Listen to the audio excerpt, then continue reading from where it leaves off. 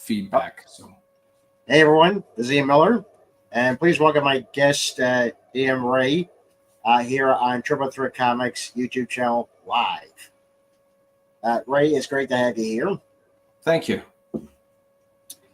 Yes, and now you're the writer and creator of the miniseries, The MadCaps. Yes, sir. Yes, So, sir. why don't you tell us a little bit about what it's about and how you came up with the concept? So, I love comics ever since I was a kid, and with the exception of short courses, 2 short ones I took when I was, I think, 11 and 12. I took basically a preteens course of how to make a comic book. So I liked the idea of building from the pencils to the ink, the lettering, the coloring, the sequentials, the dialogue, the covers, yada, yada, yada. As an adult, I always thought of doing something in this realm. I play a lot of tabletop RPG, but I didn't start until I was in my late 20s. So that's over a decade ago now. And every time I hosted a game or we had like a campaign, I always did it homebrew, and it was always in the same realm. So I had all of this lore to draw from, and I figured I wanted to do a little mini series. Since this is my first time, I'm not arrogant enough to think I'm going to make this ongoing series that's going to last forever. I wanted to see if I could do something in a short mini marathon. For an amateur like myself, making a mini series, that's a big deal. It's not my day job. And I only wanted to do it if I felt it was worthy of the industry. So this comic, it's heavily medieval fantasy. The only main difference between this comic and the actual time I was playing this with my friends and they were players, I took the players' characters out and I made up my own characters. It was based off of the players. So it was kind of like an homage to my own friends, if you will. And on that note, this entire comic, this entire miniseries rather, it takes place over the course of one night. And it's about friends that meet up and they get put in a bad situation, which involves an undead outbreak. During issue 1, 3 of the 4 that barely survived the outbreak. At one point, they're in a lot of trouble, but the town guard, the local authority, they prevail over the outbreak. And one of them concludes that this has something to do with a local drug problem, as the dwarf of the group, Sarlacc, he flips over one of the bodies and inspects. He's looking through all of them, and he's like, this one doesn't have bite marks. I recognize him. He's one of the junkies I turned away. I told him to go to my church. So they're in the wrong place, or right place at the wrong time, I guess is a better way to put it. Yeah. And these guys aren't the most powerful of the realm. And I think that was a very important thing. I wanted people to have relatability for different reasons to each individual. I wanted to have a level of gravity and a level of threat, as opposed to they can walk through everything. Like if I was 5, I'd probably make these super powerful guys and nothing could hurt them ever. And as an adult, that kind of stuff is boring. It's cool when you're 5 because your imagination, well, my guy can swallow the sun. Well, that's cool. My guy makes suns and blah, blah, blah. But at the end of the day, this entire comic is an homage to camaraderie, a level of camaraderie one would have if they did not see each other for a long time and they get back together for a little bit, even if it's 5 minutes and you only spoke for a bit. When you leave, you actually feel internally, your inner child actually feels refreshed, and you actually kind of, I didn't realize I needed that, but I'm glad I did that. And all 3 issues are supposed to be an homage to that level of camaraderie, which only anybody that has a deep circle of friends that you don't get to see too often, you'll definitely relate to this book in one form or another. Oh, that's really great, because from what I've seen in a lot of the indie comics, you don't see that a lot. You know, having stories about camaraderie, that's very nice. Thank you. One thing that was I found very beneficial is that this comic, I played it out with my friends before. I knew where I wanted to go with it. Obviously, there were certain parts I had to change due to it being different characters. But the lore, the land, all of the, as they call NPCs, the non-person characters, they were all some level of establishment.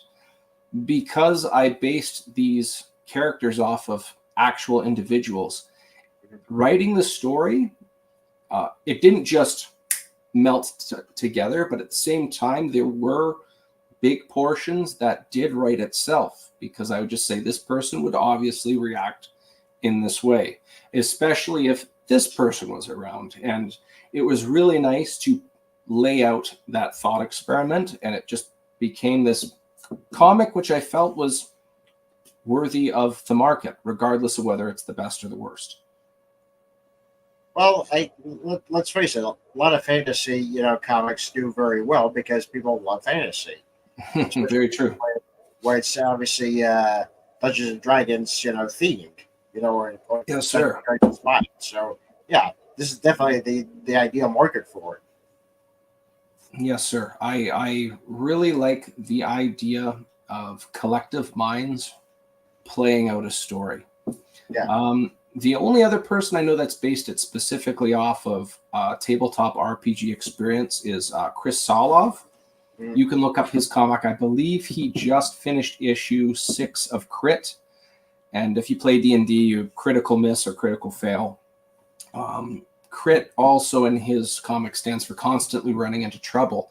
He modified his version as about superheroes, and he modified the game and his friends to play out accordingly. So he just makes a direct comic based off of their experiences, which I find really cool. Yeah. It's nice to see these people just use their imaginations and these interesting stories play out from them. Well, absolutely, because with that type of role-playing games, the sky's the limit, with just the imagination and taking the story in a direction that you want, like you just said. Yes, sir. So you said a lot of the characters are based on a lot of your friends, especially when you guys were playing together. So yes, they have a lot of their characteristics. Yes. Now that's I found that was one of the most entertaining dynamics for me personally, because all I did was exaggerate both their strengths and their weaknesses. So everybody's pretty awesome in one way or another, at least. And everybody is at least annoying in one way or another, at least, or have a weakness, or some are really good at interacting with others. Others, they're terrible with diplomacy. I'm going to share the main cover of issue 1. I can show them all to you. Okay. Download. Hold on here.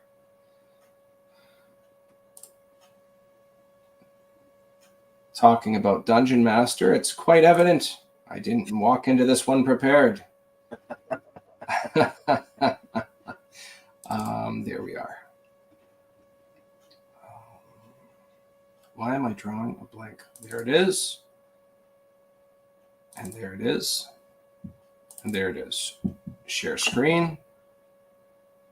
My apologies to everybody watching. I should have had that one out just ready to be holstered. So I'm going to be sharing window, that one, sharing. There we go. Okay, so the guy up top with the red cape and the purple bladed sword, there's a whole story behind that, which I haven't gotten to yet in the book. His name's Madrakastar Thual. He's over 6.5 feet tall, and he clears 350 pounds in body weight. Wow. He comes across as very imposing, but the strongest thing about him is his intelligence. He's not a charismatic individual. He's not a people person. Speaking to an individual, let alone groups, is definitely not one of his strengths. And he has a lot of cool things going for him, and a lot of challenges, we'll call them, and all of them. For example, the fellow on the green, he's a dwarf named Sarlacc Swamp Treasure. He has many experiences living out in farmland, but he moved into a city where he wanted to help those less fortunate through a church that he started. The fella up front with the hammer and the shield, he's a half dwarf, half gnome. He's really good at fitting in with the crowd, but at the same time, he doesn't really feel like he fits in with either of his bloodlines because he's kind of a mutt. He's a dwarf without a beard, or he's an oversized gnome. And the last one, he has his name is Chasgo Blundale, the fellow with the really bright eyes and the dark complexion. His people, they're a specific type of elves that have a extremely bad reputation, very primitive, tribalistic, and they want nothing to do with their surroundings. So for him, he has a hard time fitting in with that stigma against him. Fortunately, he can actually, using magic, he can hide his appearance. So I think many people can relate in one form or another amongst all of those, especially Chasgo, because everybody has something about them they don't reveal on first impressions. You usually feel out people before you say, hey, I like D&D. Well, not everybody likes D&D. You're not going to say, hey, I'm a D&D enthusiast. If you're going in for an interview, you want the neutral best thing, so you have to play that social game. And every one of them has something that you can either relate to or something you can cringe with, I guess is the best way to put it. I'll just show this last piece of art. This was done by artist Sean Langley. It was colored by Dan Kemp, and it's just a depiction of what happened in the comic. It's exaggerated a little bit, like Sarlacc has his armor that you don't see until the very end, but I'm very happy with how this whole thing is coming together. Yeah, it looks fantastic. It looks exciting, and that's what draws people in, obviously. Yes. The excitement, the fantasy elements. So yeah, this looks awesome. This looks awesome. For issue 2, I have seen one I'm in talks with 2 artists. One to show me some concept sketches. I won't be mentioning him yet for interiors, but one of my cover artists, Jay Sloan, he did all the concept art in the back of issue 1. Before we started streaming, I showed you some of his artwork for samples, and I'm beside myself because he gave me like 7 options for this variant cover. It's going to be glow in the dark. I haven't worked with a glow in the dark cover yet, but I'm going to have a hard time picking amongst those 7 ones, as you saw yourself. Yeah. Shout out to Jay Sloan. If you don't know his stuff, look up Dragonfly. He's got a really cool story. I think he's 3 issues in now. But my apologies, I cut you off there. You're going to say something? No, that's sorry. I think I do know I know the name Dragonfly. I do think I do know that. So yeah, I'll check it out. But there's actually 2 Dragonflies. So just to clarify, there's the Dragonfly and just Dragonfly. Okay. This is the story that's titled Dragonfly. Okay. It's just the one word. But yeah, folks, the concept art for that issue is spectacular. We can't show it, obviously, because for obvious reasons, it's still in development. So we wish we could show you, but hopefully soon we will. I'm tempted to put it up to vote. I maybe I'll do it with a couple of inner circles, maybe not the public, but yeah, that's going to be a tough pick. So thank you to Jay for all those awesome options. Yeah, seven options. Wow.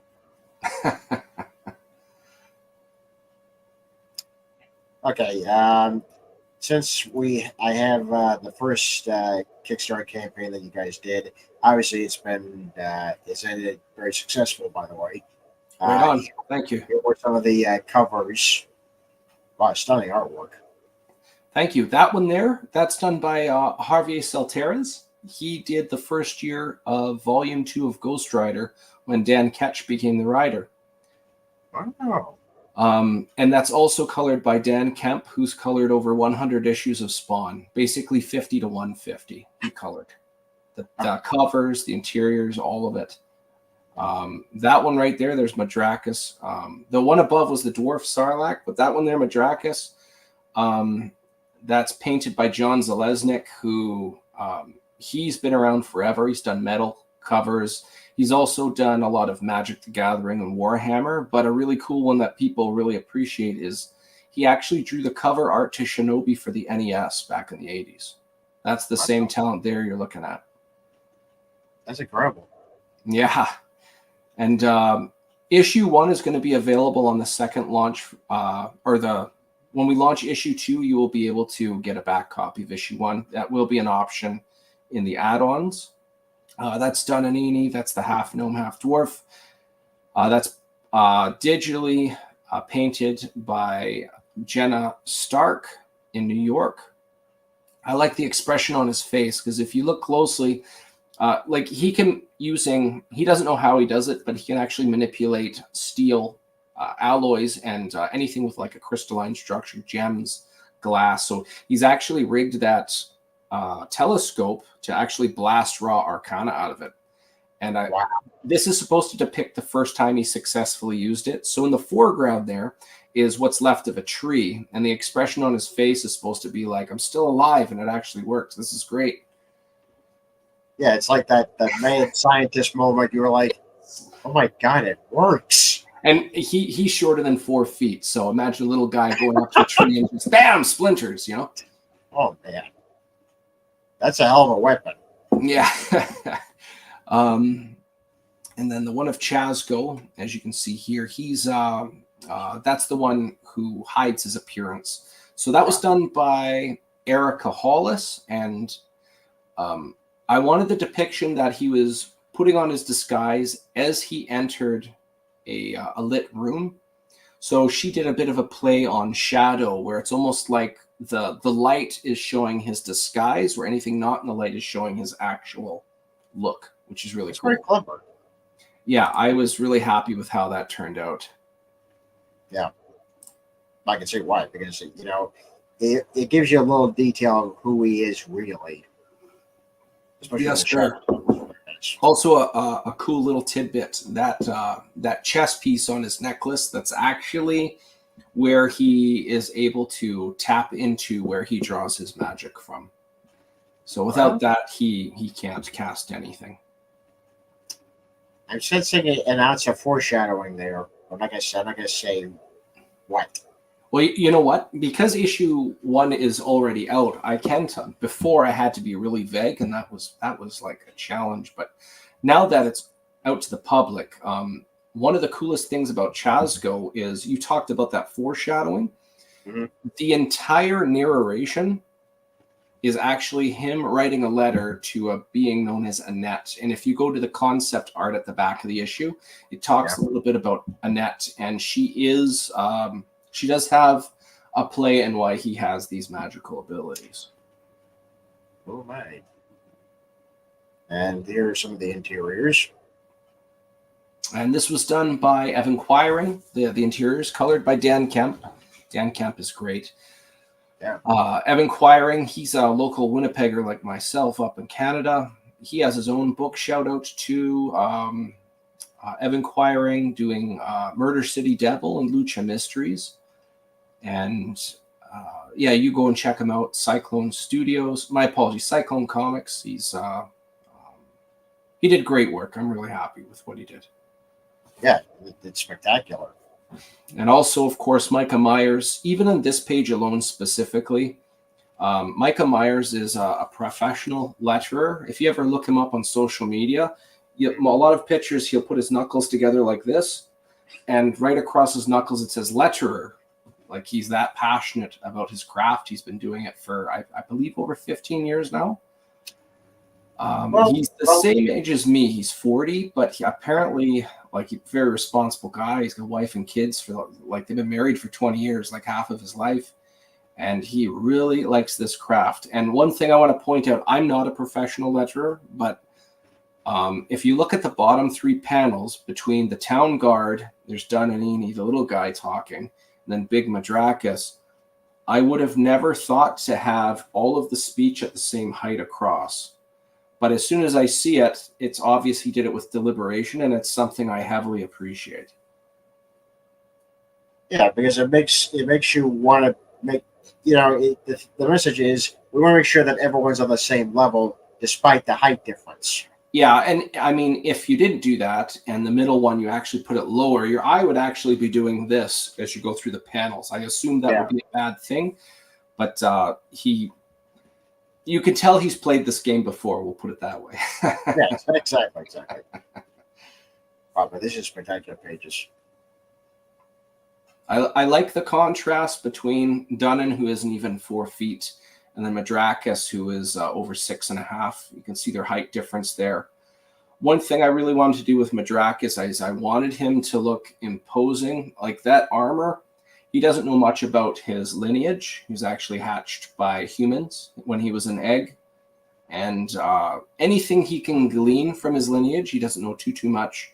He tries to reflect. So that armor is pretty much for show. He's heavy-handed, and he's very strong, of course, but he's not a fighter. So a lot of people look at him and think he's like a well-seasoned merc, but really he's just like a scholar who happens to be an impressive specimen.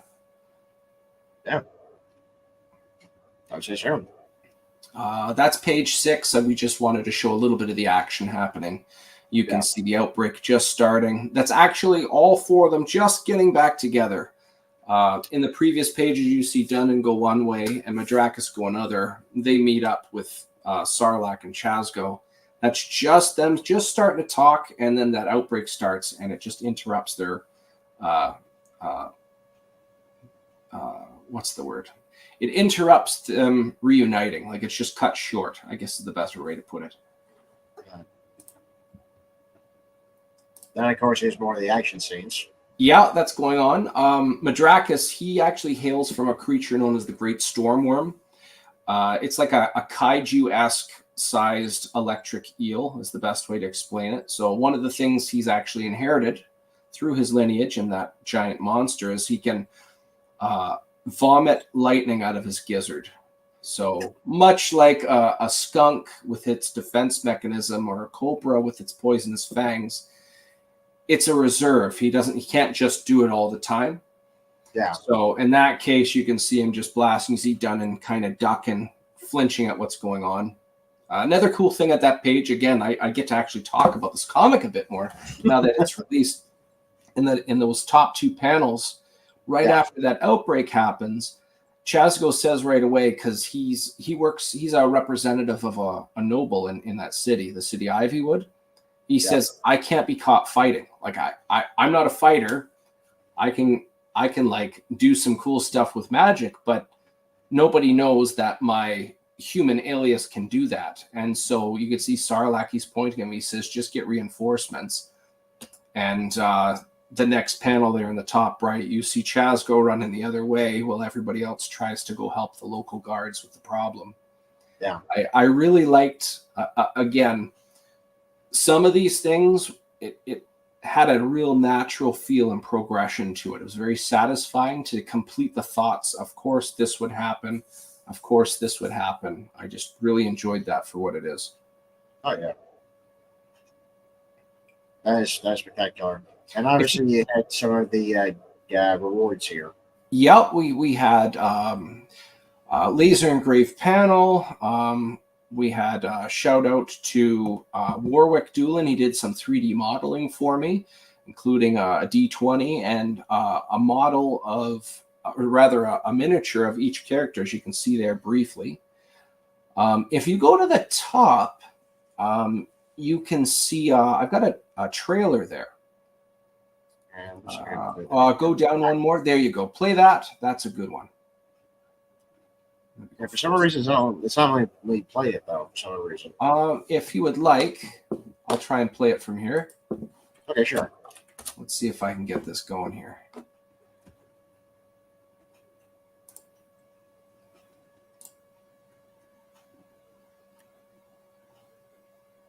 Huh.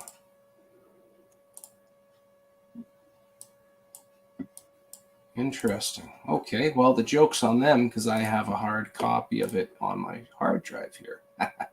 Well, that's good.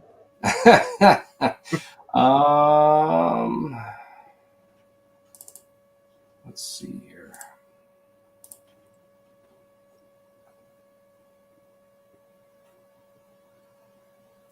It's always when you want to look for it, That isn't available. Trailers, found it. Main trailer. I have two different trailers. Here's this one. I'll pause it and then I'll share it. There we go. And then... My apologies for the dead time. Sharing right about now.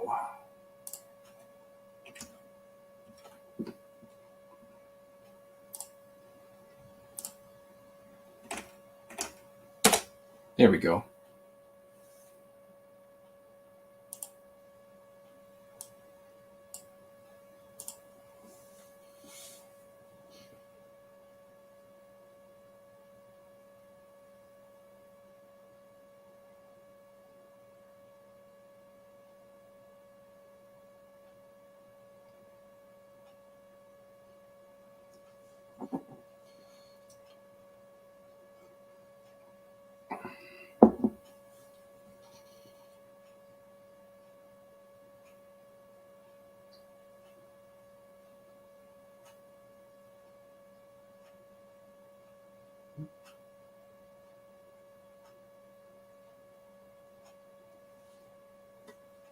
That's a solid trailer.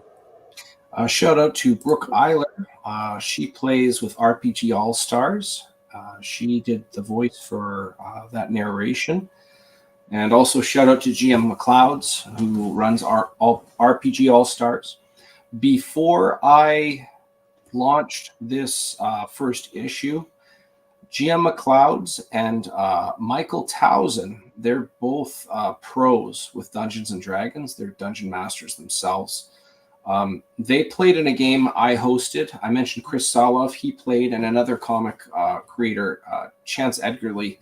We played in a one-shot that takes place just before the comic book starts. And the comic, like when you saw at the beginning, you see Dunnan and Madrakis just entering this town. When we finished the one-shot, Dunnan and Madrakis were in the game, and they were just entering the town. Well, their players were off doing other things. So that was a lot of fun. It was so much fun that during that campaign, I launched a tier where people could buy in. It was specifically for comic book creators, and they could convert their character into a D&D player, and they were going to play alongside it with me and Michael Towson, the professional dungeon master. He ran a game, so we all played as our comic characters, which was a heck of a lot of fun. One of the people that played was Chad Perkins, and he liked that idea so much. When he launched his book, Set the Hook, he did the exact same thing. So this Saturday evening at 8 o'clock Eastern time, I believe Chad Perkins he might be showing it live. I'm not sure if that was confirmed or not. But Michael Towson, a pro dungeon master, is we're going to see a really cool game there. We're going to do it again. So happy to do that. Well, that's fantastic news. Yeah. Who is... The last time we played all the comic characters, it was actually really funny because Chad Perkins, he played from Set the Hook a character named Otis Sabert, who is he hunts down monster fish, essentially, to break it down quickly. And he's an alcoholic, and he's very pessimistic about life. And so at one point there's this like ghost child, and he ends up consoling the child. The child says, "My father was bad to me." And he's like, "All fathers are terrible. Don't worry about it." It was really funny how the whole thing played out. It was a good time. Yeah. Well, this is fantastic. So you've got you're currently doing a Kickstarter for issue 2 of MadCaps, but that's obviously not launched yet. No, I just have the pre-launch page. Mm-hmm. I'm really excited to see this. Where they left off in the first book is they were about to interrogate 2 individuals that were transporting a shipment of weave. Weave is the name of the local drug. And where this takes off, if you have individuals with large supplies of drugs, they're most likely going to be protecting it. They're going to be heavily armed.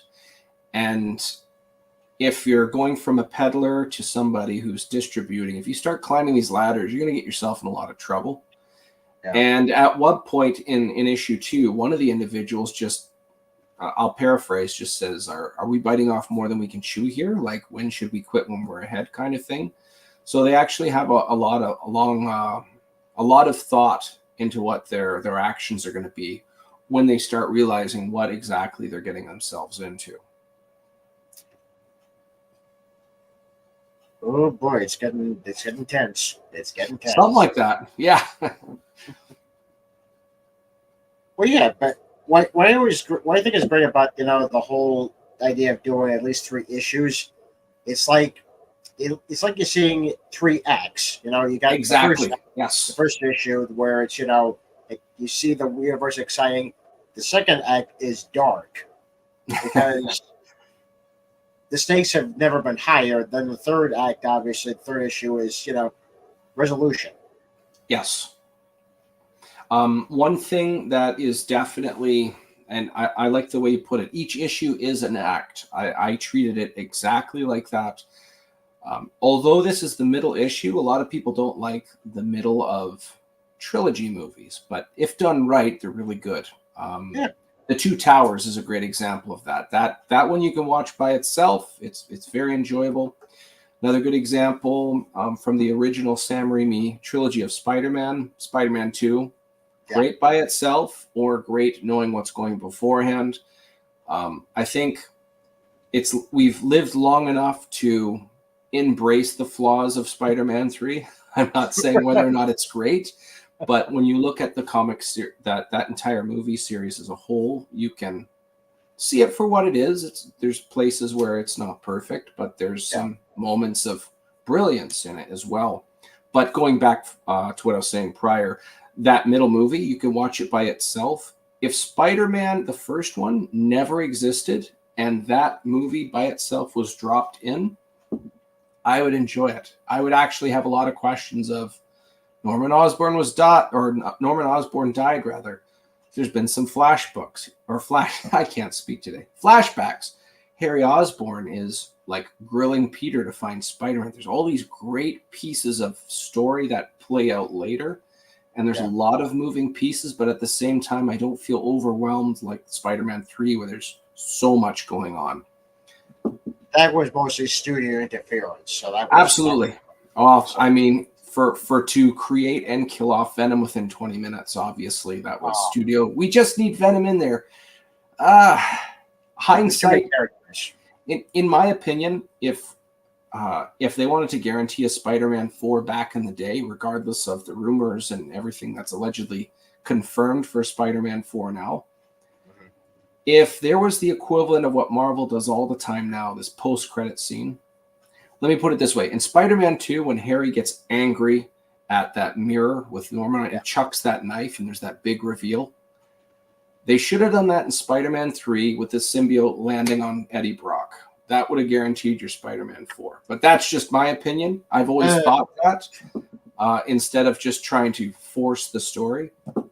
But anyways, with that said, that middle movie was great. So this second issue, it takes the awesome from the first and, as you put it, raises the stakes. And there's a lot of gravity going on. So you're thinking, well, did they bite off more than they chew? Are they actually going to be able to survive the night as explained in the trailer there? Yeah, because, that's what I like about these sort of stories. You don't know what's going to happen to the characters that you got to know in the first 2 issues. How they get out of this. What I think is brilliant here is definitely doing the 3-issue, story arc, because again, it's a great beginning, middle, and end. Yeah. It's I don't want to say. I know I'm going to butcher the words. Well, you have beginning, middle, end. It's structured, but it gives you a lot of liberty too. I find, ironically, you have permission to finish a story.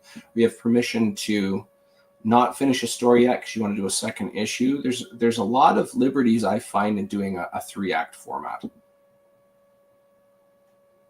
Oh, I agree. I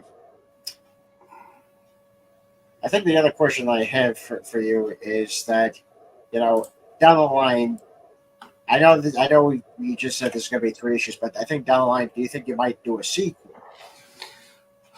So, the real answer is I don't know. So my goal is to make 3 issues with the limited experience I have. To make up for my lack of experience, I've surrounded myself by a bunch of talent, which we've already talked about. And some of these people have had passive influence on me since my childhood because I've read these comics or played these games, and that's just a really cool thing for me. With everything said, if there's enough appreciation for it, I'm open to the idea. I don't think I'll ever do anything ongoing. I think I'll always do it in little story arc clusters. Yeah. And that way it can be, they will always have a conclusion. So if I decide, okay, I think that's it right now, it's not like there's anything intentionally hanging, if you will. Okay. So we'll see. The short answer is I don't know. That's fine enough for me, because at the end of the day, you're like, I think I got a great trilogy here. I think I got great 3 issues here. I don't think I need to do any more. That very well could be the thing. This isn't my day job, so one of the good things about doing this in clusters, if I want to take a break for X amount of time, I can do that, and if I want to come back, I can do it. It just really depends on the reception. When I'm done all 3 issues, I'm open to the idea of doing a trade paperback of all 3 and just giving some, for lack of better wording, behind the scenes, and just give a really nice presentable book. Each issue is just shy of 25 pages in one form or another, so I don't know if a 75-page trade paperback seems a little flimsy to me, but I do have material which I can add in. The cover art, a map which was part of the first issue's Kickstarter. People got again, I don't know why I can't speak again today. Stretch goal is what I'm looking for. People got a stretch goal of a map of the surrounding area of where this all takes place. If there's enough for a trade paperback, I would be open to it. Okay. I think going down after you finished all 3 and you're doing a collection, edition, either a hardcover or softcover issues along with the concept art, I think would be a great idea. Yeah, I think so too. I found the other trailer here. It was a teaser trailer. This is actually depicted from some of the panels in the book, and this is them running into one of the people who was who they suspect was going to actually be another undead creature. To their surprise, he didn't turn, which kind of gives a curveball to them.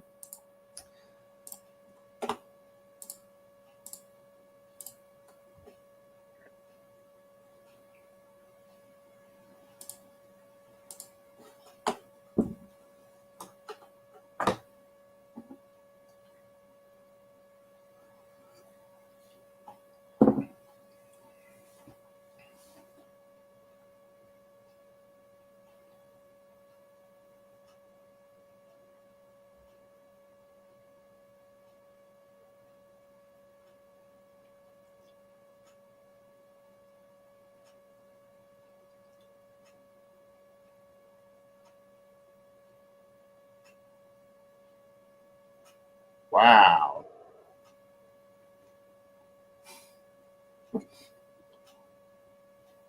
That's a great reveal right there at the end.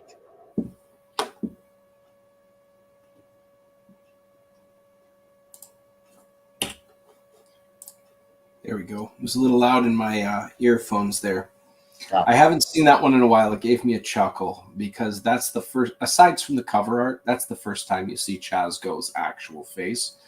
Yeah. And a couple people, they referred to that scene as like good cop, bad cop, like scary cop. So the dwarf, well, I'm not talking to you. And then Madraka stabs the fella to try and intimidate.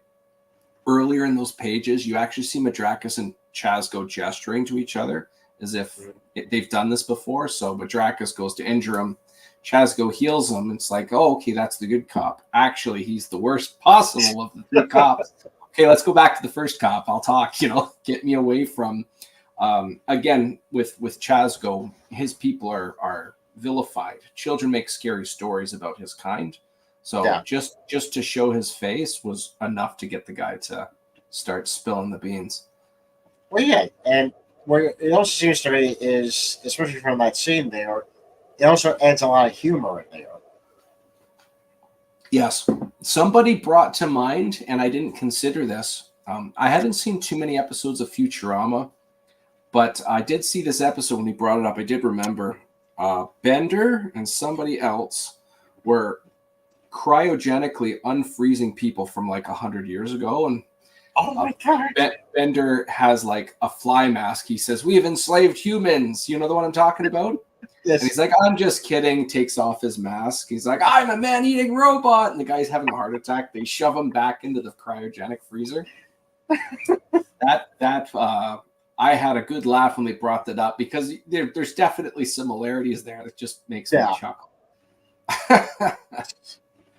Oh God, I love that show. So, yeah. No, but that's definitely great.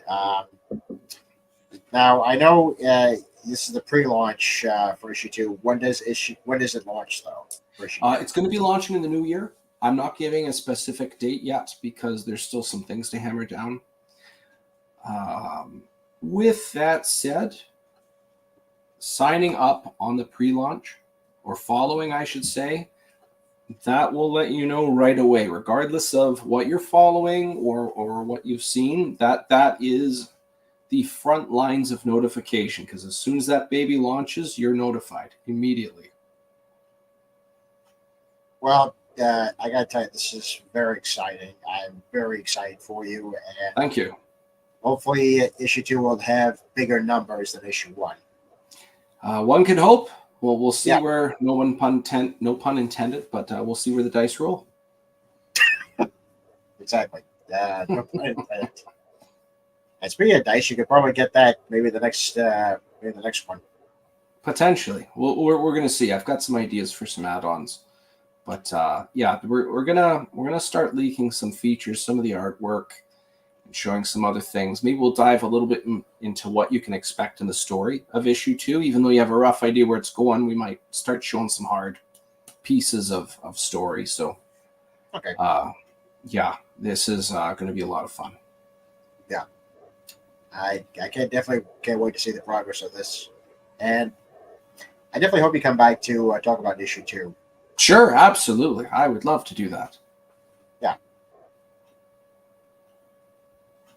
Yeah, so keep an eye out, folks, for the MadCaps Kickstarter campaign for issue 2.